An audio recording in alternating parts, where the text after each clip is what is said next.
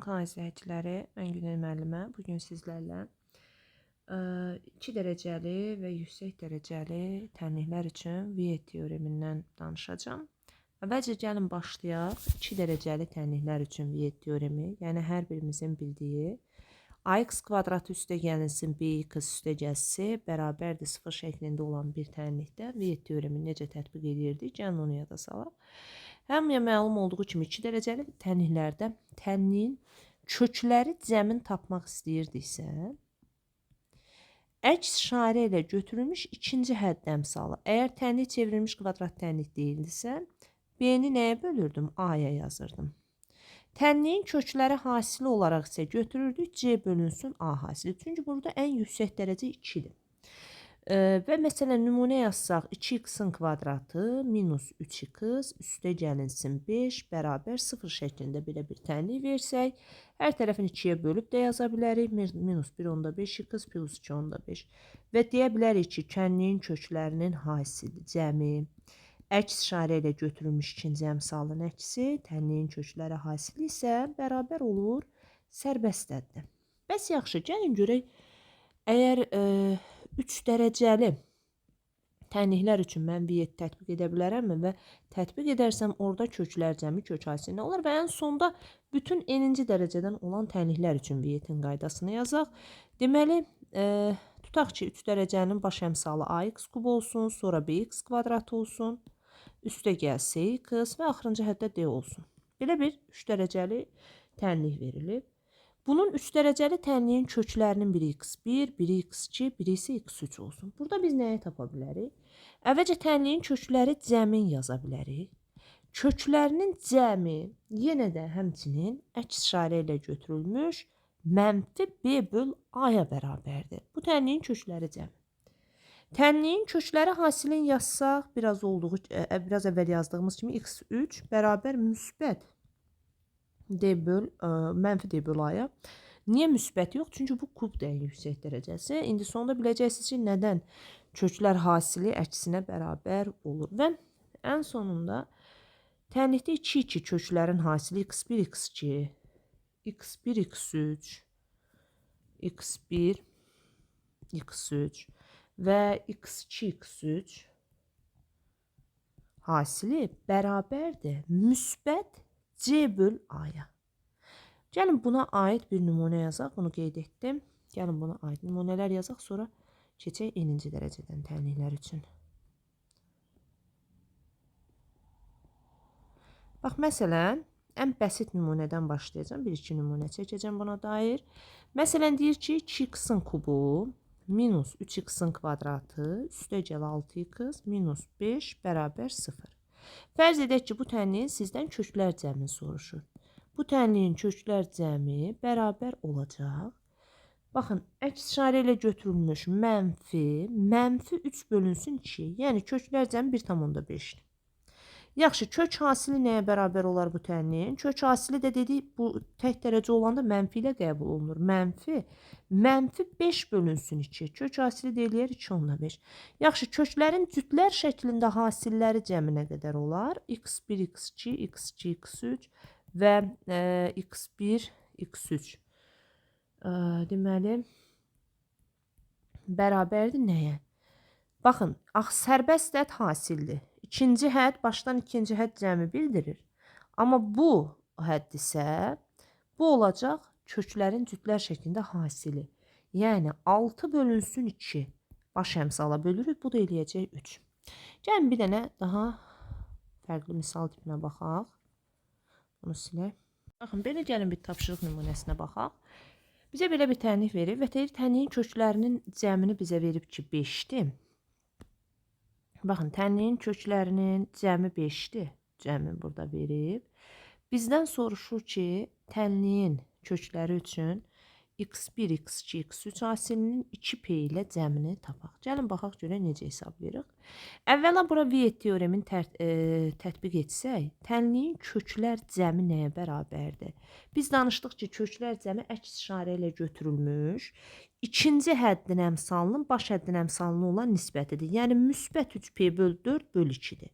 Axı kitab bunu deyir ki, sizə 5-ə bərabərdir. Bunu bərabərləşdirirsiniz 5-ə. 3p plus 4 bərabər 10-a, 3p bərabər 6-ya və p-miz 2-dir. P-miz 2-dir. P-miz 2-dirsə, artıq biz P-nin cavabını tapdıq. Bizə nə lazımdır? Bizə hasil lazımdır. Bəs kökləri hasili nə idi? Gəlin aparaq tənlikdə P-nin yerinə 2 yazaq. 2x-in kubu, P-nin yerinə 2 yazsam, minus 5x, deməli, kökləri cəmi 2-dirsə, P-nin yerinə 2 yazsaq, 2 4-ün, 2 3-ün, 6, 6 üstə 4 kökü eləyəcək 10.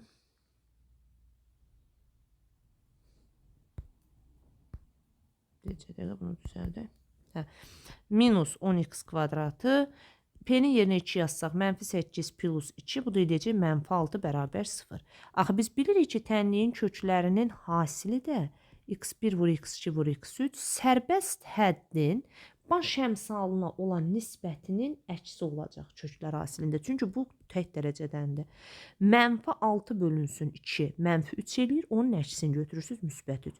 Artıq siz kök hasilində bilirsiniz tənliyin və kök cəmin də bilirsiniz. Deməli, kök hasili, baxın bu, kök cəmi, o da burada verilib, tapdıq. Biz indi cəmin cavabı artıq yaza bilərik. Köklərinin cəmi hasili 5, 3-dür. 3 tapmışıq. P-mizi də 2 tapmışıq. 2 vur 3. 2, 3-ün 6. 6-nın da üzərinə 3, 9. Elə bilirəm ki, kubik tənlik üçün də bu nümunə kifayətdir. Gəlin keçək nəyə? N-ci dərəcədən tənliklərə bunu tətbiq etsək, necə olar? Bunları silək. Baxın, tutaq ki, belə bir N-ci dərəcədən tənlik verib. AX üstü N, B, nə bilim, X üstü N minus 1, getdikcə dərəcə kiçilsin, nə bilim, CX üstü N minus 2 və nəhayət sonunda həddi olsun, tutaq ki, bir sərbəst həddi bir bərabər 0. Belə bir N-ci dərəcədən tənlikdir.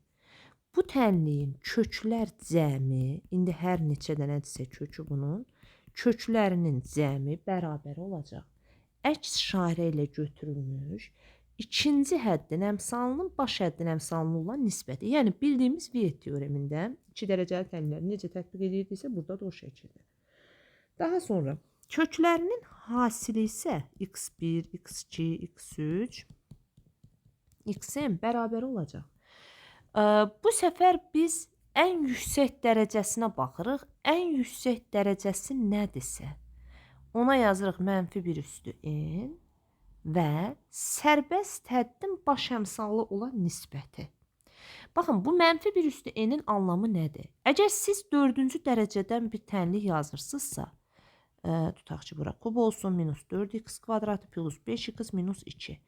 4-cü dərəcədən tənlikdə siz aparıb n-in yerinə 4 yazanda mənfi 1 üstü 4 müsbətə çevriləcək. Yəni bunun kök hasili, fikir verin, birbaşa bərabər olacaq mənfi 2-yə. Necə varsa onu götürürəm.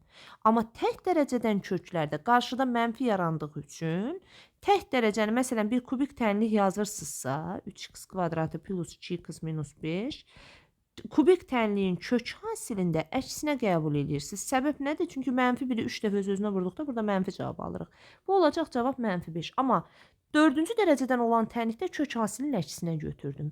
4-cü dərəcədən olduğu kimi götürdüm. Səbəb nədir? Burada dəyişmə səbəb odur ki, bu müsbət 5 olmağına səbəb, mənfi 1-i n dəfə öz-özünə vurduqda, yəni tək dərəcədən işarə əksinə dəyişəcək. Amma cüt dərəcələrdə dəyişmir. Yəni qısaca olaraq hasil cüt dərəcələrdə necə varsa olduğu kimi qalır. Hasil tək dərəcələrdə əksinə dəyişir. Elə bilirəm, bu da aydındır. Davam edək.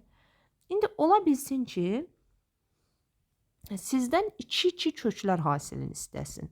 x1, x2, nə bilim, x2 vur x3. Belə bu şəkildə davam etsin və x üstü olsun n minus 1 vur x üstü n.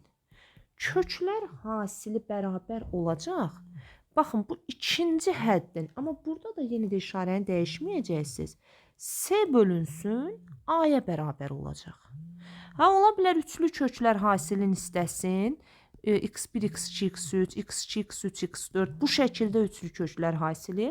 Xn-1, Xn. Bu isə yenə bərabər olacaq. Artıq burada bir D əmsalı artırsaq, Xn-3-ün əmsalının buna nisbəti. Yəni bizim üçün əsas misal əllərində istifadə olunanlar bunlardır. Elə bilirəm ki, bu da aydındır. Videonu bəyənib paylaşmağı unutmayın. Əgər video həqiqətən də sizə yararlıdırsa. İzlədiyiniz üçün sağ olun.